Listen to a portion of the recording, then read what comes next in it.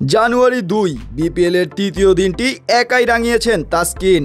অপরদিকে টিকিট না পেয়ে স্টেডিয়ামের কাউন্টার দর্শকের দেয়া আগুনেও পড়ল এই দিন। আর এভাবেই দিনকে দিন জমে উঠছে বিপিএল উন্মাদনা।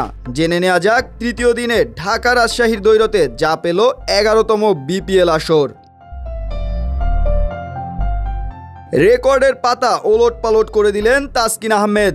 বিপিএলের ১১ আসরের মধ্যে এক ম্যাচে সর্বোচ্চ উইকেট নেওয়ার রেকর্ড এখন তাসকিনের পকেটে।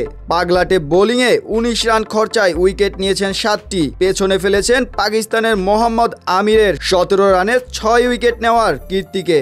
রেকর্ডের পাতা এখানেই শেষ নয়। স্বীকৃত টি-20তে এক ম্যাচে সবচেয়ে বেশি উইকেট শিকারীদের একজন তাসকিন। সমান ৭ উইকেট নিয়ে তার সাথে আছেন মালয়েশিয়ার পেসার সিরাজুল ইদ্রুস এবং নেদারল্যান্ডসের অফ স্পিনার কলিন আকারম্যান। তাসকিনের তোলপাড় করা বোলিংয়ের পর অধিনায়ক এনামুল হক বিজয় এবং রায়ান বার্লের 50, এতেই বাজিমাত দুর্বার রাজশাহীর। নিজেদের দ্বিতীয় ম্যাচে রাজশাহীর প্রথম জয়। বিজয় এবং বায়ার্নের দায়িত্বশীল ব্যাটিংয়ে ৭ উইকেটে জয় পায় দলটি। এদিকে বন্ধু তাসকিনের রেকর্ডের দিনে লজ্জার এক রেকর্ড ছুঁলেন লিটন দাস। বিপিএলের ১১ আসরে একজন ওপেনার হিসেবে সর্বোচ্চ ডাক মারার রেকর্ড এখন এলকেডির ঝুড়িতে। বিপিএল ইতিহাসে তার ডাক সংখ্যা 10টি।